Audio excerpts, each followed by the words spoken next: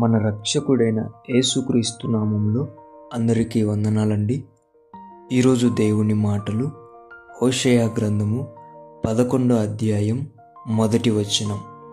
ఇశ్రాయేలు బాలుడై ఉండగా నేను అతని యొడల ప్రేమ కలిగి నా కుమారుని ఐగుప్త దేశములో నుండి పిలిచి తిని. ప్రియమైన దేవుని బిడ్డలారా, దేవుడు మిమ్ములను ప్రేమించి పిలుస్తున్నాడు. ఆయన సేవ చేయుటకు, ఆయన సువార్త చేయుటకు, ఆయన పనిని చేయడానికి. దేవుని బిడ్డలారా, పిలిచిన పిలుపుకు లోబడినట్లయితే ఆనాడు యాకోబును ఏం చేసినాడు? ఇశ్రాయేలుగా మార్చాడు. దేవుని బిడ్డలారా, మారాను మధురముగా మార్చాడు.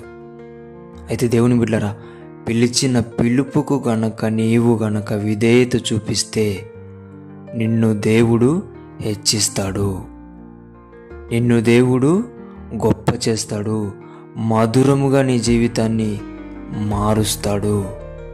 దేవుని బిడ్డలారా, పిలిచిన పిలుపుకు లోబడండి, దేవుని దీవెన పొందండి. దేవుడి మాటలను దీవించునుగాక. ప్రార్థిద్దాం. దేవానికి వందనాలు, స్తుతులు, స్తోత్రాలయ్యా.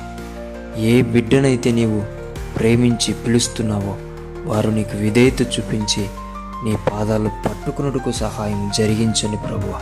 నీ చిత్తమును ఆ బిడ్డల పట్ల జరిగించమని, నీ పిలుపుకు విధేయత కలిగిన మనసును వారికి దయచేసి పట్టుకోమని యేసు నామములో ప్రార్థిస్తున్నాం తండ్రి. ఆమేన్.